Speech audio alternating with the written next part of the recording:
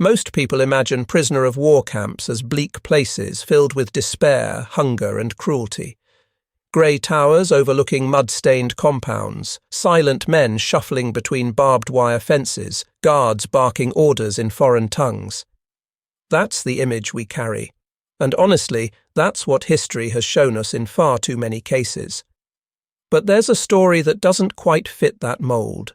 One that historians have uncovered through dusty letters, faded photographs, and recordings of elderly men recounting their youth.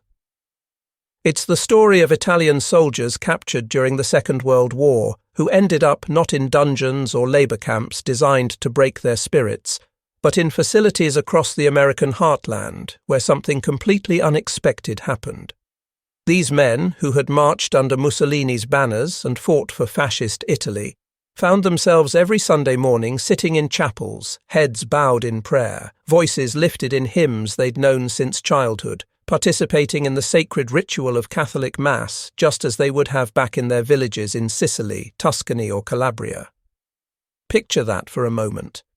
You're a young Italian soldier, maybe 22 or 23 years old, pulled from the scorching deserts of North Africa after your unit surrendered, or captured on the beaches of Sicily when the Allies invaded in the summer of 1943. You've been told your whole life by fascist propaganda that America is a land of godless materialism, that the Americans care only for money and power, that if you fall into their hands, you'll be treated worse than animals.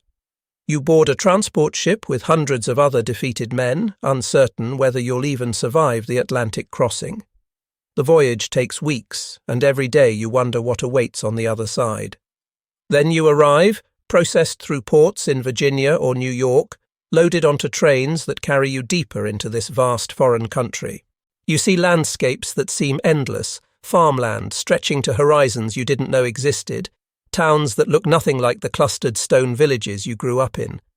You're marched into a compound surrounded by wire and guard towers, issued a uniform stamped with the letters P and W, and you brace yourself for the nightmare you've been expecting. But then Sunday comes around. Guards announce that those who wish to attend religious services should gather near a particular barrack. You follow, skeptical, confused, half convinced this might be some kind of trap or mockery. Instead, you walk into a simple wooden building that's been arranged as a chapel. There's an altar, modest but recognizable, candles flickering, a cross mounted on the wall. An American priest, maybe one whose grandparents came from Naples or Rome, greets you in fluent Italian. He begins the Mass, and suddenly you're hearing the Latin prayers you memorized as a child, the same rhythms and responses your grandfather taught you. Other prisoners around you begin to sing, tentatively at first, then with growing confidence. The hymns rise up in voices thick with emotion, and for those moments, the barbed wire outside ceases to matter. You're not a prisoner anymore. You're a Catholic at Mass, connected to something far larger and older than any war, participating in a ritual that links you to centuries of believers who came before. This wasn't happening in just one camp or as an isolated exception. Documentation shows it occurred systematically across the United States in dozens of facilities holding Italian prisoners of war. By the time the conflict ended, America had detained close to 400,000 Italian soldiers, scattered through camps in more than 40 states. These weren't small operations. Some camps held thousands of men. Others were smaller satellite facilities connected to larger complexes. But regardless of size, one pattern held remarkably consistent. The American military authorities made provisions for religious worship, particularly Catholic services, recognizing that the vast majority of Italian prisoners came from deeply Catholic backgrounds where Sunday Mass was as fundamental to life as eating or sleeping. The American approach to handling these prisoners stemmed from a commitment to following the Geneva Conventions, international agreements that set standards for how captured soldiers should be treated. These rules mandated adequate food, shelter, medical care, and humane treatment.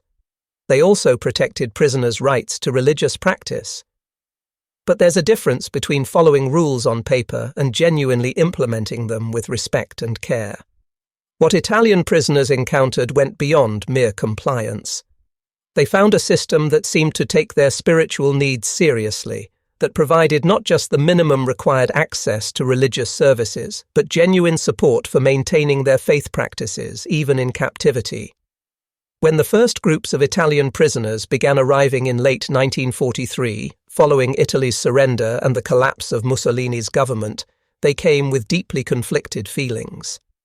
Some felt relief at being out of combat, away from the grinding horror of desert warfare or the chaos of the Italian campaign. Others felt shame at having been captured, fear about what captivity would mean, and anxiety about families back home enduring Allied bombing raids. Many carried wounds, physical or psychological, from battles they'd rather forget. They'd seen friends killed, endured near starvation in North Africa when supply lines collapsed, marched until their feet bled. The idea that their ordeal might somehow get worse in enemy hands seemed entirely plausible given everything else they'd experienced. The train journeys from the ports to the inland camps gave these men their first real glimpse of America beyond the propaganda. Fascist messaging had painted a picture of a nation dominated by skyscrapers and gangsters, a land without culture or soul, obsessed with money and lacking any deeper values. Looking out those train windows, prisoners saw something completely different. They passed through small farming communities where life seemed peaceful and ordinary. They saw families working fields, children playing in yards, church steeples rising above tree lines in town centres. The sheer scale of the country astonished them. Italy, even with all its territories, was a relatively compact nation. America just kept going, mile after mile of varied terrain, from coastal plains to mountain ranges to prairies that seemed to have no end. Some prisoners later admitted in memoirs that the train ride itself began to crack their preconceptions. This didn't look like the soulless wasteland they'd been taught to expect. Arrival at the actual camps brought another layer of surprise. Instead of being herded into crowded cells or stripped of all dignity, prisoners found themselves assigned to barracks that, while certainly not comfortable by civilian standards, were clean, heated, and equipped with bunks, blankets, and basic necessities. They received medical examinations, something many hadn't experienced in months of active service under deteriorating Italian military conditions. The food proved to be perhaps the biggest shock of all. 3 meals daily, with portions that seemed generous compared to the meagre rations they'd survived on during the final chaotic months of Italy's war effort. Breakfast might include eggs, bread, oatmeal, even bacon or pancakes on some mornings. Lunch and dinner brought meat, vegetables, bread, occasional desserts. Prisoners who'd grown accustomed to gnawing on hard biscuits or scraping the bottom of nearly empty supply tins found themselves eating better than they had as active soldiers supposedly fighting for their own country. The guards presented yet another contradiction to expectations. Fascist propaganda had portrayed American soldiers as brutal and savage, quick to violence, contemptuous of prisoners. Instead, most Italian POWs encountered guards who were professional, distant but not cruel, following regulations rather than personal vendettas. Some guards had Italian heritage themselves and could speak the language, which created unexpected moments of connection. Others learned basic phrases to communicate necessary information. Over time, especially in camps where prisoners remained for extended periods, something resembling mutual respect developed. Guards recognized that these weren't fanatical ideologues, but ordinary men who'd been conscripted into a war most of them never fully believed in. Prisoners recognized that guards were just doing their jobs, following orders, much like themselves. The work assignments came as yet another surprise. Under the Geneva Conventions, prisoners could be required to work, but only in non-combat roles that didn't directly support the war effort against their own nation. This meant agricultural labor, which America desperately needed due to wartime manpower shortages as able-bodied men enlisted or were drafted into military service. In states across the Midwest and South, Italian prisoners found themselves harvesting crops, tending livestock, repairing irrigation systems, chopping timber, building roads, constructing storage facilities. The work was hard, physical labor under the sun, But it was productive work that gave structure to their days and, importantly, came with compensation.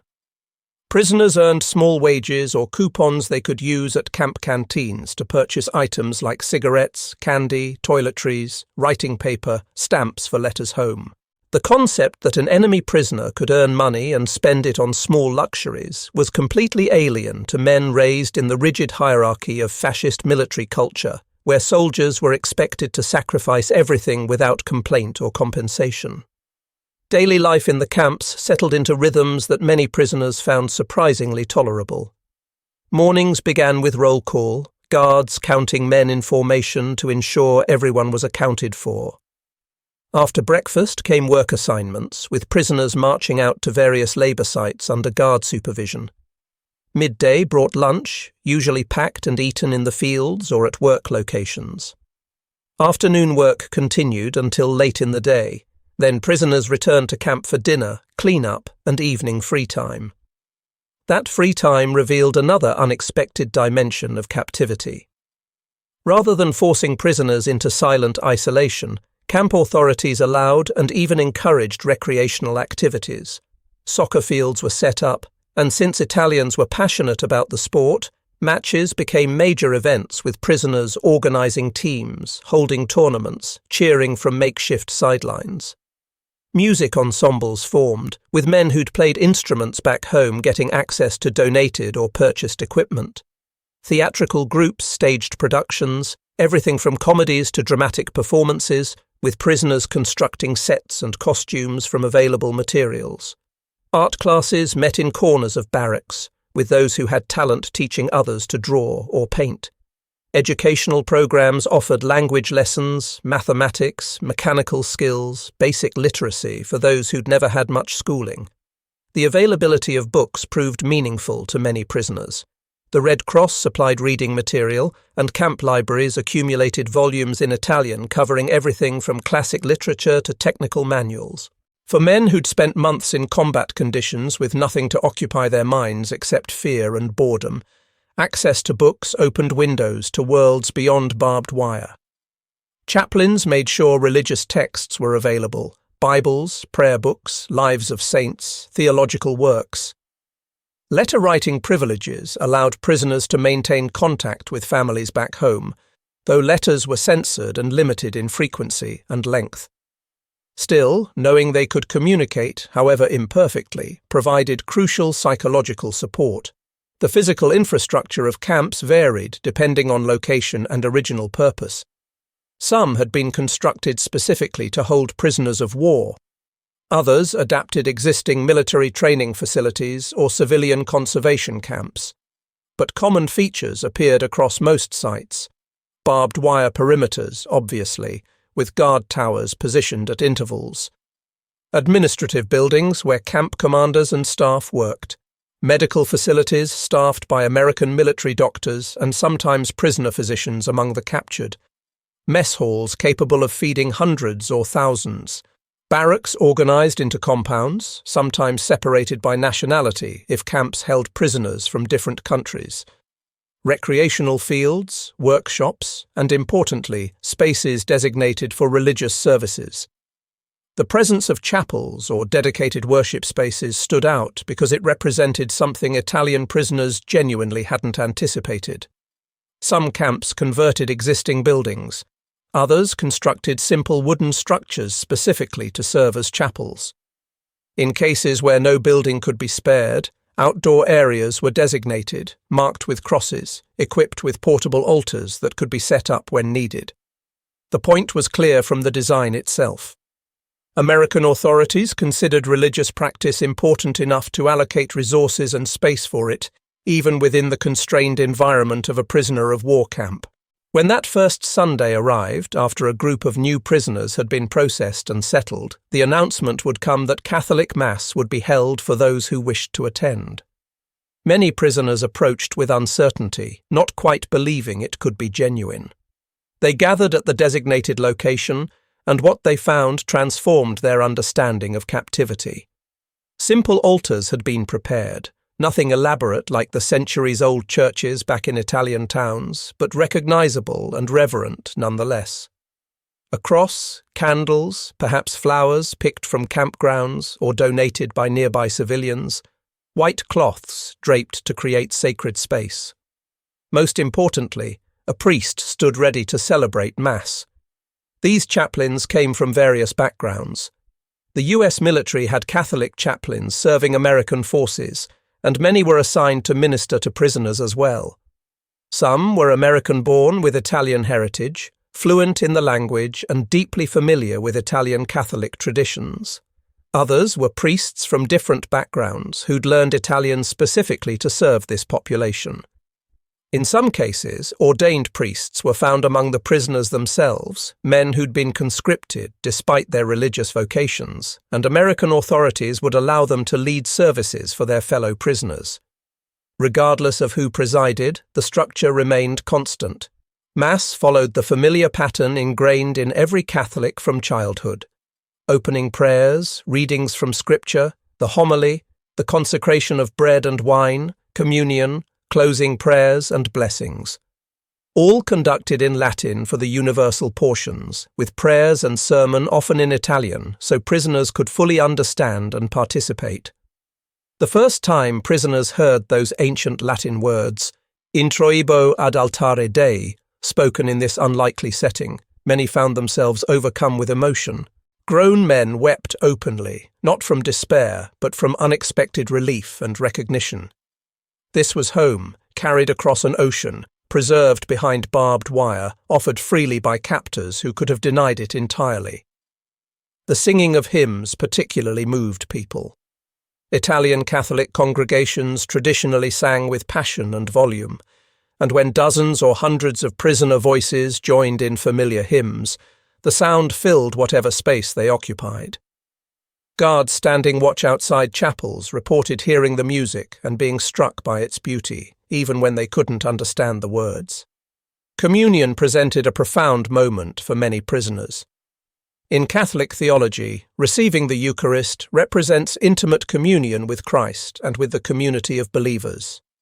For men who felt utterly severed from everything they knew, family, home, country, nation, the act of receiving the host from a priest's hand reconnected them to something eternal and unchanging.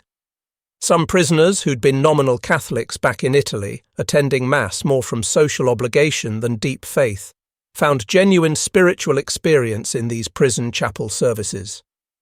Stripped of everything external, facing an uncertain future far from home, they encountered the divine in ways they hadn't when life was ordinary and comfortable.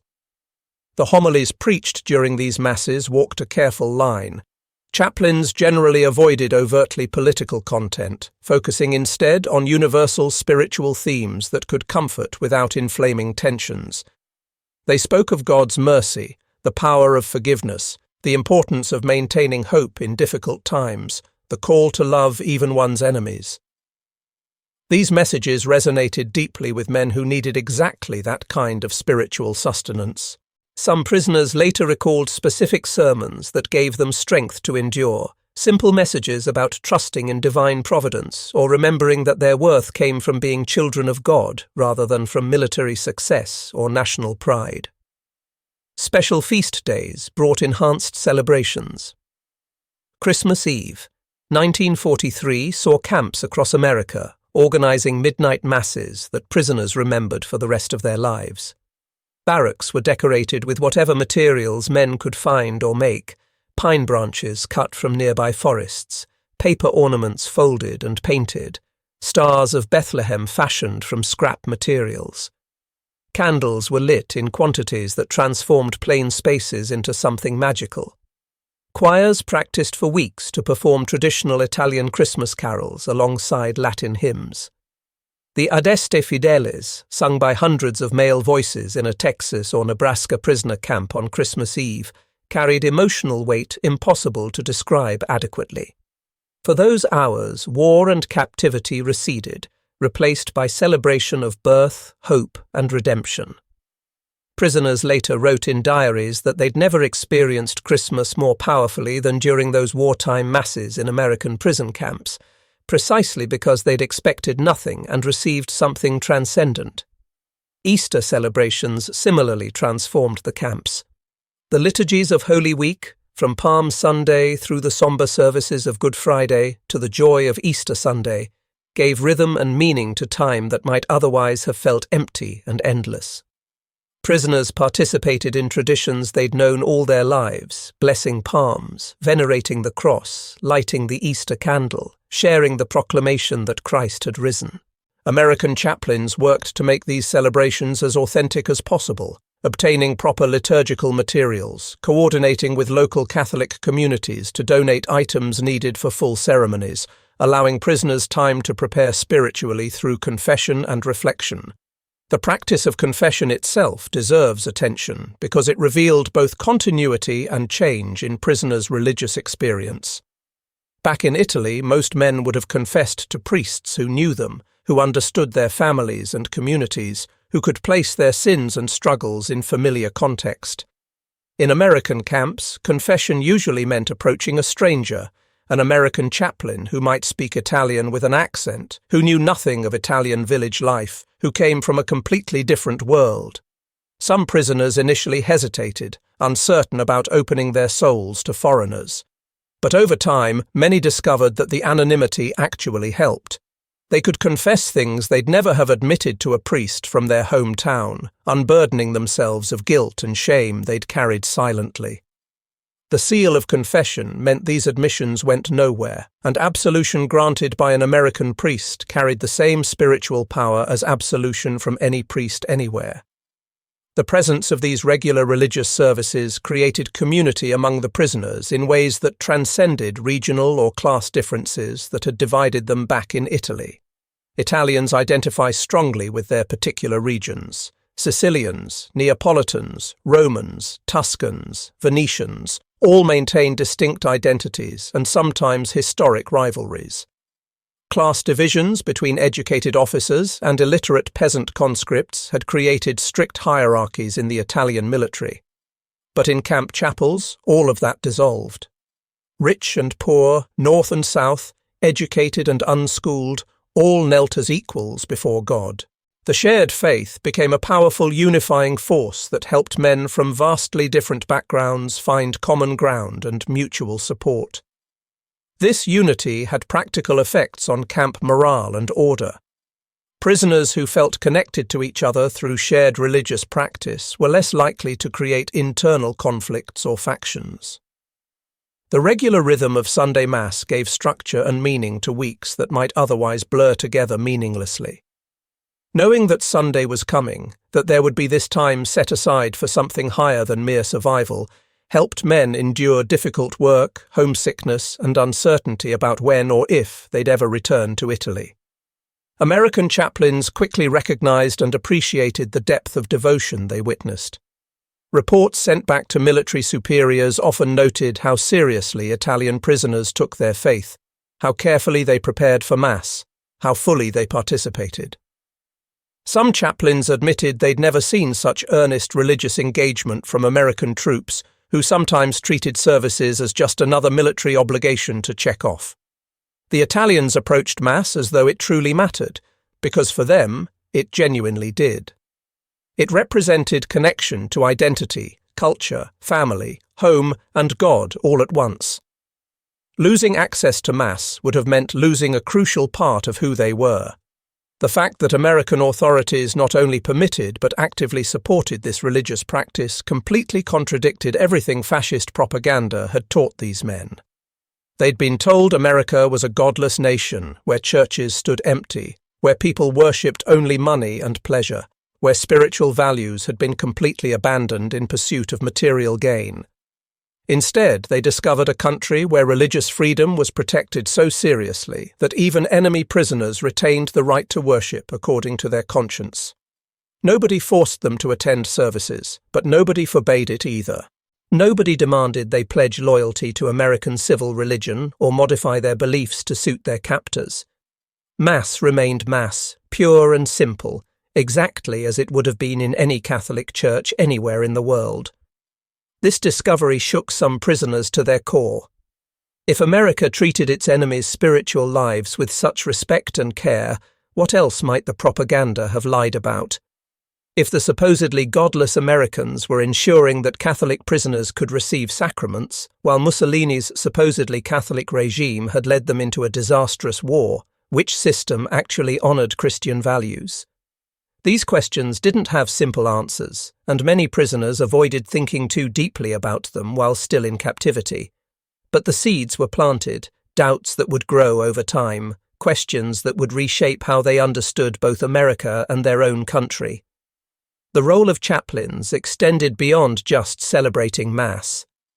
Many developed genuine pastoral relationships with prisoners, visiting compounds during the week, counseling men struggling with depression or hopelessness, helping facilitate communication with families back in Italy when possible, advocating with camp authorities for prisoners' needs. Some chaplains learned enough Italian to hold real conversations, discussing not just spiritual matters, but ordinary life, family, hopes, fears. These relationships humanized both sides. Chaplains saw prisoners not as faceless enemies, but as individuals with souls worth caring for. Prisoners saw Americans who genuinely seemed to care about their welfare beyond just following regulations. In certain camps, the integration between religious services and daily life became quite sophisticated. Prisoners formed devotional groups that met during the week for rosary prayers or scripture study.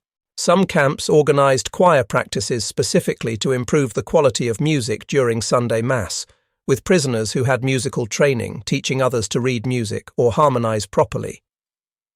Feast days beyond just Christmas and Easter received observance. Saints' days important to particular regions of Italy would be marked with special prayers or small celebrations. The liturgical calendar gave shape to time in captivity, marking seasons and creating anticipation for upcoming holy days in ways that helped prisoners maintain psychological equilibrium.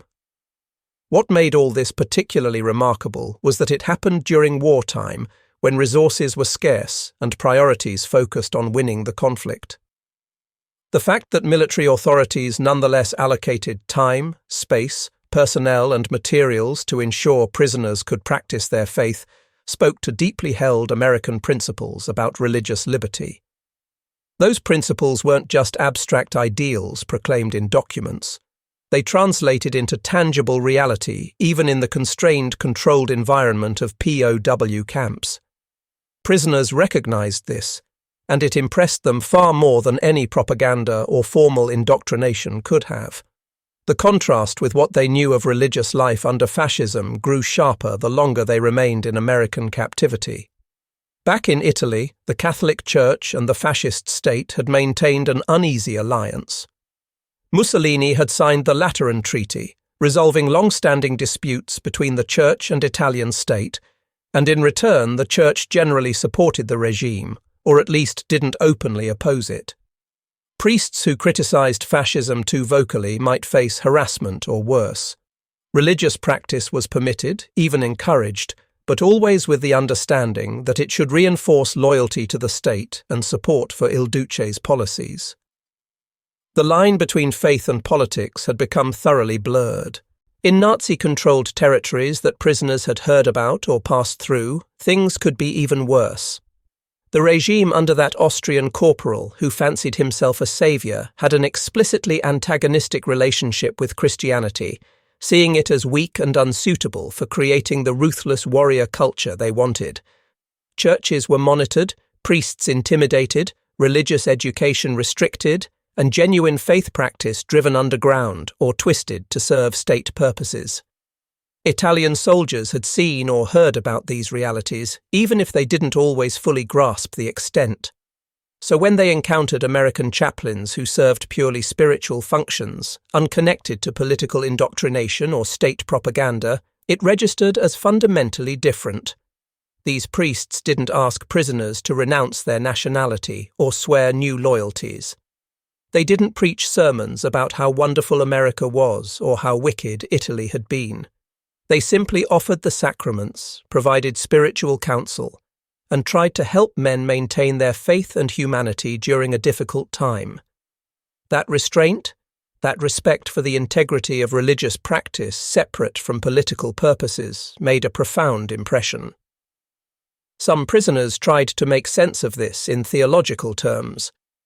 If God's church was truly universal, transcending national boundaries and political systems, then of course it should be possible to receive sacraments anywhere from any validly ordained priest. The Mass in Texas was the same Mass as in Rome, celebrated by the same authority, conferring the same grace. Understanding this intellectually was one thing, but experiencing it behind barbed wire was another. It transformed abstract theology into lived reality that confirmed faith in ways no sermon ever could. The experience also prompted reflection on what it meant to be Christian in a world at war. Prisoners grappled with difficult questions about how to reconcile their faith's commandment to love enemies with their recent service fighting against those same enemies. How could they pray alongside Americans when they'd been shooting at Americans just months before? The resolution often came through recognizing that the men themselves weren't enemies, not really, just soldiers following orders like themselves. The true enemies were the ideologies and systems that created wars, not the ordinary people caught up in them. This realization, facilitated by shared prayer and worship, helped soften hatred and open possibilities for reconciliation that strict military logic would never allow. As months passed and prisoners settled into the routines of camp life, religious services became anchor points, providing stability and continuity. New prisoners arriving from fresh captures would be initiated into the pattern quickly, learning when Mass was held, where to go, what to expect. Veteran prisoners took pride in showing newcomers the chapel, explaining how things worked, vouching for the chaplain's authenticity and kindness. This transmission of knowledge and reassurance helped integrate new arrivals into the prisoner community more smoothly. The chapels themselves became sacred spaces in more than just religious terms. They were places where prisoners could feel fully themselves for a while, not defined primarily as enemies or laborers or defeated soldiers, but as believers exercising their faith. Inside those walls, at least during services, normal hierarchies and identities could be set aside in favor of the fundamental equality all Catholics share before God. That equality, experienced concretely rather than just preached about, modeled a kind of community that many prisoners had rarely encountered in the rigidly hierarchical structures of military and fascist society. American guards sometimes attended these services out of curiosity, standing in back or watching through windows. Most didn't understand Latin or Italian, but they could recognize the solemnity, the sincerity, the evident importance of what was happening. Some guards later reported that watching prisoners at worship changed how they thought about them, making it harder to see them as just enemy soldiers and easier to recognize them as fellow human beings with souls and faith worth respecting. In a few remarkable cases, entirely unexpected developments occurred. Small groups of prisoners, under guard escort, were actually permitted to attend services in nearby American churches. This happened primarily in areas with significant Catholic populations, where local parishes and chaplains specifically requested it, and camp commanders judged the security risk acceptable. Imagine being an Italian prisoner, marched through an American town on a Sunday morning, your POW uniform clearly marking you as a captured enemy, walking into a parish church where American families, who might have sons or fathers fighting in Italy at that very moment, were gathered for worship. The potential for conflict or hostility seemed enormous. Yet in these sacred spaces, something remarkable happened. When Mass began, all present became simply Catholics at worship. Prisoners and civilians knelt in the same pews, stood for the same gospel reading, recited the same prayers, received communion from the same priest. The usual categories of friend and enemy, victor and vanquished, free and captive, all blurred and became temporarily irrelevant.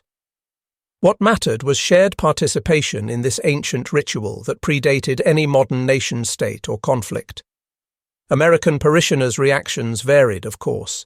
Some maintained cold distance, unable or unwilling to forgive prisoners who wore the uniform of the enemy.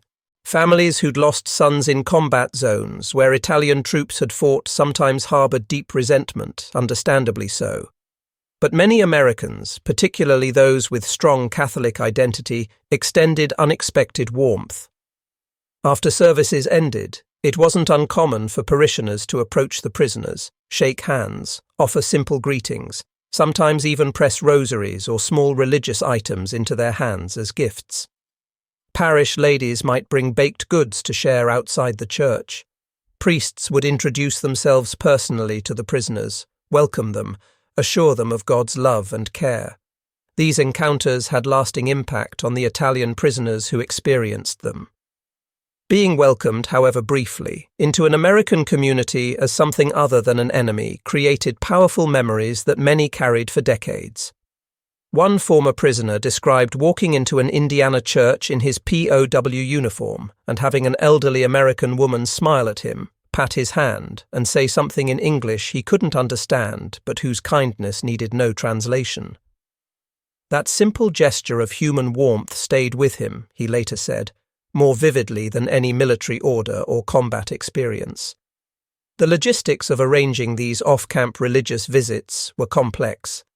Camp commanders had to weigh security concerns against the potential morale and disciplinary benefits. Guards had to be assigned to escort and supervise prisoners during the entire excursion. Local civilian populations had to be consulted and their cooperation secured. Priests at receiving parishes had to be willing to welcome prisoners and manage any tensions that might arise. That all these pieces came together at all is somewhat remarkable. That they came together regularly in multiple locations suggests both official military policy, supportive of religious accommodation, and genuine grassroots desire among American Catholics to include even enemy prisoners in their parish life. The Red Cross played important supporting roles in facilitating religious life for prisoners. International Red Cross representatives inspected camps to ensure Geneva Convention compliance, and access to religious services was explicitly among the rights they verified. Red Cross networks helped channel donations of religious materials to camps, prayer books in Italian, rosaries, religious medals, small statues or icons prisoners could keep in their barracks. Local Red Cross chapters organized collection drives where American Catholics donated these items specifically for Italian prisoners, an act of charity toward enemies that reflected religious conviction overcoming wartime hostility. Catholic women's organizations sometimes coordinated these donation efforts, collecting used prayer books from parishes, purchasing rosaries in bulk to distribute, sewing small devotional items like scapulars that prisoners could wear. These women would never meet the prisoners who received their gifts, but the knowledge that somewhere behind barbed wire an Italian soldier might be comforted by praying with a rosary they'd donated connected them across the vast divide of war in ways that pure charity uniquely can. Parish priests near camps occasionally became directly involved in prisoner ministry, visiting camps as invited guests of chaplains, sometimes learning bits of Italian to communicate better, bringing news from the outside world when allowed, offering Mass as visiting celebrants. These priests saw their ministry to prisoners as natural extension of their parish duties. Catholics in their territory, even if enemy soldiers, needed spiritual care, and providing it was simply what priests do. The straightforward matter-of-factness with which many approached this reflected an understanding of priesthood and sacramental ministry that transcended national boundaries. The cultural differences between Italian and American Catholicism created occasional awkwardness, but also opportunities for mutual enrichment. Italian prisoners were accustomed to more expressive, demonstrative worship styles, louder singing, more dramatic gestures during prayer, elaborate processions on feast days with statues carried through streets. American Catholicism, at least in many regions, tended toward greater reserve and simplicity. Masses in camp chapels often blended these styles, with American chaplains appreciating the passion Italian prisoners brought, while prisoners adapted to simpler ceremonial formats dictated by camp constraints. Music highlighted these differences particularly clearly. Italian religious music could be quite operatic and emotional, with soaring melodies and dramatic dynamics that felt natural to singers raised in that tradition. American hymns often struck Italians as comparatively plain and restrained, Yet when Italian prisoners formed choirs and taught American chaplains their traditional songs, beautiful collaborations sometimes resulted. Chaplains gained appreciation for the rich musical heritage Italian Catholicism carried, while prisoners learned that simpler hymns could carry their own profound beauty when sung with sincerity. The language question presented ongoing challenges and opportunities. Mass at that time was still celebrated almost entirely in Latin, the universal language of the Catholic Church, which meant the core of the liturgy was identical whether in an Italian village church or American prison camp. But sermons, announcements, and personal interactions required either Italian-speaking chaplains or creative solutions, like using prisoner translators to convey messages between English-speaking chaplains and Italian-speaking congregations. Some prisoners used these opportunities to improve their English, learning religious vocabulary first since they heard it in familiar contexts where meaning could be inferred from ritual even before full comprehension. Confession proved especially important as a space where language really mattered. Confessing sins requires being able to communicate clearly what one has done and struggles with. Chaplains who spoke Italian fluently could hear confessions directly and provide appropriate counsel. Those who didn't often relied on prisoner priests to hear confessions from fellow prisoners in Italian, a solution that worked but sometimes created concerns about privacy and confidentiality given that confessor and penitent would continue living in close quarters afterward. The regular rhythm of weekly confession and communion helped many prisoners maintain moral grounding during their captivity. Easy temptations existed in camp life: gambling, black market trading, informing on fellow prisoners to gain favors from guards, giving in to despair or bitterness. The practice of regular examination of conscience, confession, and renewed commitment to living righteously gave structure to moral life that helped men resist these temptations. Knowing they would need to confess certain behaviors to a priest made those behaviors less appealing to commit in the first place. Prayer life beyond official masses also flourished in the camps. Small groups of prisoners gathered in barracks for rosary prayers, especially in evening hours before lights out. The repetitive, meditative quality of the rosary provided comfort and a way to feel connected to families back in Italy who were surely praying the same prayers.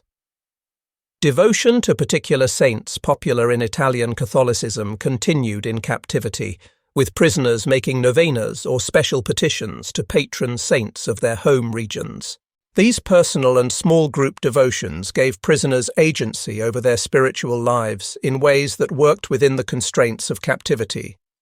Some prisoners experienced genuine religious conversions or deepening of faith during captivity. Men who'd been nominally Catholic but not practicing found themselves turning to prayer and sacraments with new seriousness when stripped of other sources of meaning and identity. Others who'd been conventionally religious back home encountered more profound faith when forced to rely on it fully during their most vulnerable time. Testimonies collected years later include multiple accounts of men who traced the beginning of their real faith life to those months or years in American POW camps, where Sunday Mass became the center around which everything else revolved. The experience also prompted some prisoners to consider religious vocations. Young men facing uncertain futures sometimes discerned calls to priesthood that might never have surfaced in ordinary civilian life back in Italy. Upon repatriation, several former POWs entered seminaries, eventually becoming priests who carried memories of their American captivity throughout their ministerial lives. The irony of enemy captivity leading to priestly ordination was not lost on these men, who often cited their experiences in camp chapels as formative moments when God's call became clear. For prisoners who were already priests before being conscripted into military service, the American camps provided unexpected opportunities for ministry. These prisoner priests could celebrate Mass for fellow prisoners, hear confessions, provide counsel, perform baptisms for children born to prisoners who'd somehow managed to have family with them in rare cases, conduct prayer services, lead Bible studies. The respect American chaplains showed toward prisoner priests, recognizing their ordination as equally valid as any American priests, reinforced the universality of Catholic priesthood in ways that transcended nationality. Theological discussions sometimes arose between American chaplains and educated prisoner priests about religious and philosophical questions. These conversations had to navigate carefully given wartime contexts, but when they stayed focused on spiritual matters rather than politics, they could be quite rich. Different national traditions within Catholicism brought different emphases and insights, and both sides often learned from each other's perspectives. The presence of religious life in the camps also helped maintain moral order among prisoners themselves. Men who took their faith seriously were less likely to engage in violence, theft, or exploitation of weaker prisoners. The social capital religious leaders enjoyed among believers gave them authority to mediate disputes, counsel restraint, call for charity and forgiveness when conflicts arose.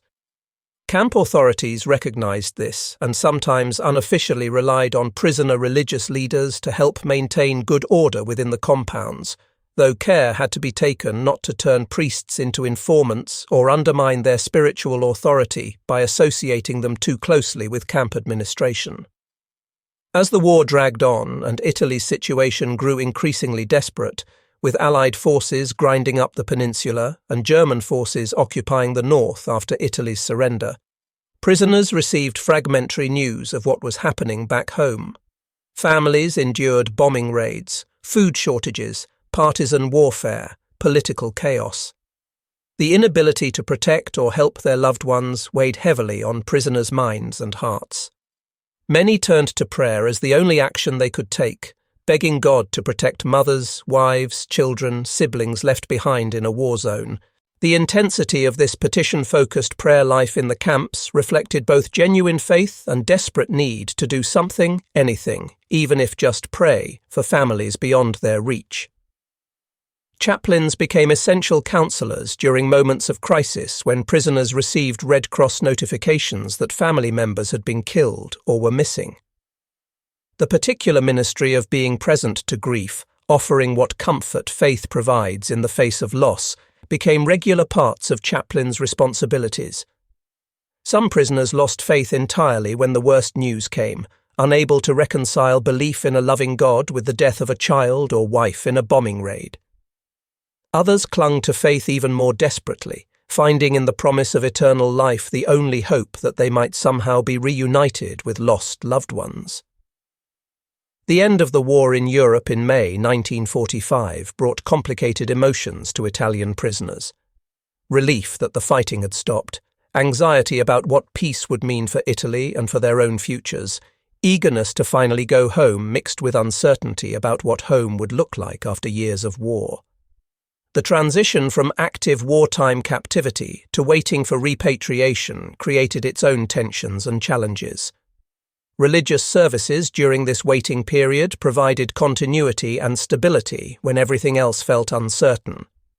Repatriation occurred gradually over months as shipping became available and authorities processed documentation. As groups of prisoners prepared to leave camps and return to Italy, special masses were often held to mark the occasion, blessing their journeys, commending them to God's care, celebrating that they'd survived to go home. These departure masses carried enormous emotion, gratitude for having been preserved through war and captivity, sorrow at leaving behind friends they'd bonded with, hope for what awaited them, fear of what might have changed. Many prisoners leaving America carried with them religious items they'd acquired during captivity. Rosaries given by American parishioners, prayer books provided by Red Cross donations, small medals or holy cards received from chaplains. These objects served as tangible connections to their unexpected experiences of faith in enemy land, reminders that even in captivity they'd been treated as men with souls worth caring for. Years later, families of these former prisoners sometimes still possessed these items, treasured both as religious objects and as mementos of a strange, transformative period. The letters prisoners wrote home during captivity often mentioned Sunday Mass prominently. After assuring families of their basic health and welfare, many prisoners described attending services, receiving communion, hearing sermons, singing hymns. These descriptions served multiple purposes. reassuring religious mothers that their sons hadn't lost their faith, demonstrating that treatment as prisoners wasn't harsh, subtly communicating that perhaps Americans weren't quite the monsters propaganda painted. Censors read these letters, of course, and prisoners knew it, so they carefully worded things. But the genuine wonder at being allowed to practice faith freely came through nonetheless. Upon returning to Italy, these former prisoners brought stories that circulated through villages and towns, word-of-mouth testimonies about what they'd experienced in American captivity. The accounts of Sunday Mass in camp chapels, of American chaplains who cared for their spiritual welfare, of being welcomed into American churches contradicted official propaganda that had painted America in such negative terms. Some listeners dismissed these stories as exaggerations or misunderstandings, but enough former prisoners told consistent accounts that the message got through. Whatever else might be said about America, it wasn't the godless wasteland fascist propaganda claimed. This grassroots information flow contributed to post-war Italian attitudes toward America, and shaped the relatively smooth transition to the Italian-American alliance that emerged during Cold War reconstruction.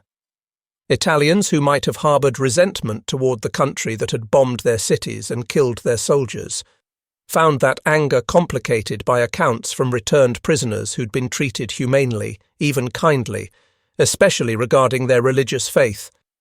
The cognitive dissonance created space for reassessment and eventual acceptance of America as an ally rather than permanent enemy. The experience also left marks on American Catholicism. Chaplains who'd served in POW camps, ministering to Italian prisoners, returned to civilian parish work carrying memories of the profound faith they'd witnessed among men who had nothing except their beliefs to sustain them. Some spoke of these experiences in sermons or wrote about them in parish bulletins, sharing with American Catholic congregations the stories of enemy soldiers who clung to Mass and sacraments with a passion that put comfortable American religiosity to shame. These testimonies challenged American Catholics to consider whether their own faith ran as deep as what they'd seen in prisoners who'd had everything else stripped away. The broader American public knew relatively little about the religious dimensions of POW camp life, at least during the war itself. Security concerns and the general focus on military operations meant camp life rarely made headlines unless something dramatic like an escape attempt occurred. But in the years and decades after the war, as historians began examining this period more carefully, the story of religious life in the camps emerged. Oral history projects recorded former prisoners' memories. Archival research uncovered chaplains' reports and camp records. Photographs surfaced showing chapel services and prisoner choirs. The picture that developed revealed a surprisingly humane approach to captivity, where maintaining prisoners' human dignity, including their spiritual lives, had been taken seriously. Scholars studying this period have noted how it represented a practical application of American principles about religious liberty and human rights, even in wartime contexts where such principles might have been suspended. The fact that they weren't, that considerable effort and resources went into ensuring prisoners could practice their faith freely, speaks to how deeply those principles were embedded in American culture and military policy. It wasn't just talk or propaganda. It was enacted reality that prisoners directly experienced. The interfaith dimensions deserve mention as well. While Italian prisoners were predominantly Catholic, American camps held prisoners of various nationalities and religions. The same principles that ensured Catholic Mass for Italians also guaranteed Protestant services for Germans, Islamic prayer for North African prisoners, Jewish services for the few Jewish prisoners. The American commitment to religious freedom applied universally, not selectively. Italian Catholics witnessing this pluralistic approach sometimes found it eye-opening, challenging their assumptions about how religion and society should interact. The long-term personal relationships that developed from these wartime encounters proved surprisingly durable. Pen-pal correspondences that began while prisoners were still in camps sometimes continued for decades. Former prisoners who'd been touched by particular chaplains' kindness would write to them years later, maintaining connection across the years and miles. Some former prisoners who'd attended services in American parishes made pilgrimages back to those churches decades later, seeking out elderly parishioners who might remember the Sunday mornings when Italian POWs sat in those same pews. These reunions, when they occurred, were deeply emotional, confirmation that the connections formed across enemy lines had been real and lasting. A number of former Italian POWs eventually immigrated to America permanently after the war ended and Italy struggled through difficult reconstruction years. Some returned to regions where they'd been imprisoned, drawn back by memories that, however complicated, included being treated with dignity and respect. They integrated into American society, often maintaining strong Catholic faith that had been shaped by their prisoner experiences. Their children and grandchildren grew up hearing stories about how Nonno had been a prisoner of war who attended Mass in a camp chapel and discovered that Americans, despite being enemies, had treated him as a human being with a soul. The theological significance of these stories extends beyond historical interest. They testify to the power of sacramental practice to maintain human dignity and create community, even in the most unlikely circumstances. They demonstrate that liturgy and worship aren't merely private emotional experiences, but communal acts with profound social and political dimensions. When enemies pray together, when captors ensure captives can worship, when nationality and allegiance become temporarily irrelevant before God's altar, something radically countercultural happens that challenges the logic of violence and division that drives war. These stories also remind us that institutional religion at its best can resist being co-opted entirely by nationalism or politics. The Catholic Church's universal character meant that an Italian prisoner and an American chaplain recognized each other as fellow members of one body of Christ despite their nations being at war. That recognition didn't erase the reality of conflict, but it qualified it. Insisted that deeper loyalties and identities existed beyond national citizenship.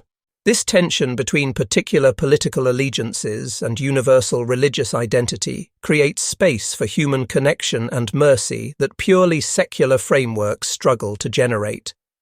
For the Italian prisoners themselves, the lasting impact was often deeply personal. Men who might have become permanently embittered by their war experiences instead carried memories of moments when humanity transcended hostility, when the enemy revealed unexpected compassion, when faith proved more powerful than fences and wire. These memories didn't erase the trauma of war and captivity, but they complicated it, added layers of nuance and even gratitude that prevented descent into pure victimhood or resentment. The Sunday Masses in American camps became, for many, evidence that goodness could survive even in war's darkest contexts, that God's presence could be found even in captivity, that human beings could rise above their worst impulses to honor what was sacred even in enemies. The story concludes not with any single dramatic moment, but with the quiet dispersal of men returning to ordinary life, carrying within them extraordinary memories. They went back to villages and cities across Italy, resumed interrupted lives as farmers, shopkeepers, labourers, fathers, husbands. But Sunday mornings forever after carried echoes of chapels in Texas and Nebraska, of American chaplains speaking careful Italian, of hymns sung by men who had nothing except their faith, of communion received from friendly hands despite being enemies. Those memories endured across decades, passed down through families, eventually recorded by historians who recognized their significance.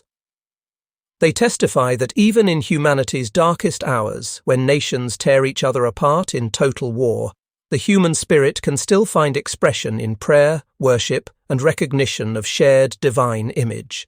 The Italian prisoners who attended Catholic Mass every Sunday in American camps discovered something precious precisely because they expected nothing. Behind barbed wire, they found not just toleration, but respect for their souls, not just survival, but spiritual sustenance, not just captivity, but unexpected freedom of the deepest kind.